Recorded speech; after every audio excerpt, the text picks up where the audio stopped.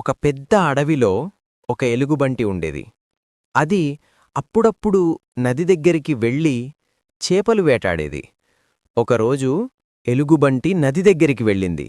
అప్పుడు దానికొక గాయపడిన చిన్న చేప అటూ ఇటూ కొట్టుకుంటూ కనిపించింది.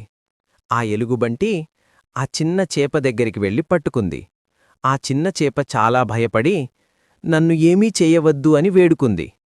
అప్పుడు ఎలుగుబంటి ఆ చేపతో, నిన్ను ఏమీ చెయ్యను అని చెప్పి ఒక బుట్టను తయారుచేసి అందులో వేసుకుంది. ఆ చేపకి వైద్యం చేసి గాయం నయమయ్యాక దానిని నదిలో వదిలేసింది. అప్పుడు ఆ రెండూ బాగా ఫ్రెండ్స్ అయ్యాయి.